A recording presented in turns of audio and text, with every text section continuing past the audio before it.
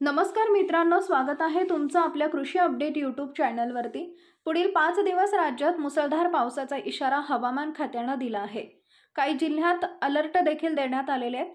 कोणत्या जिल्ह्यात अलर्ट देण्यात आलेले आहेत पाहण्यापूर्वी आपल्या कृषी अपडेट यूट्यूब चॅनलवरती नवीन असाल तर चॅनल सबस्क्राइब करून शेजारील बेल आयकॉन प्रेस करा।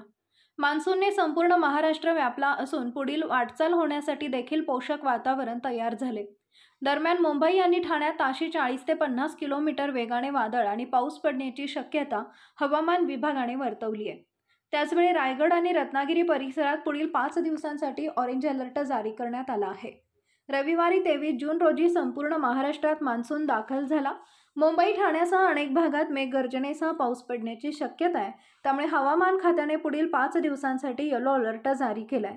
मुंबई आणि ठाण्यात ताशी 40 ते 50 किलोमीटर वेगाने वादळी वाऱ्यासह मुसळधार पाऊस पडण्याची शक्यता हवामान खात्याने वर्तवली आहे। याशिवाय हवामान खात्याने रायगड आणि रत्नागिरी भागात पुढील 5 दिवसांसाठी ऑरेंज अलर्ट जारी केलाय, तर या दोन्ही भागात मुसळधार पावसाची शक्यता आहे।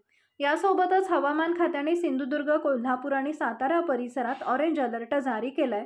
या भागात अनेक ठिकाणी मुसळधार पाऊस पडण्याची शक्यता आहे। त्याचबरोबर हवामान विभागाने नाशिक, जळगाव, अमरावती, भंडारा आणि अनेक भागांसाठी येलो अलर्ट जारी केला आहे। या भागात ताशी 30 ते 40 किलोमीटर वेगाने वादळी वाऱ्यासह वादळ आणि पाऊस पडण्याची शक्यता आहे। यापुढील हवामान अंदाज पाहण्यासाठी चॅनलला सबस्क्राइब करा। धन्यवाद।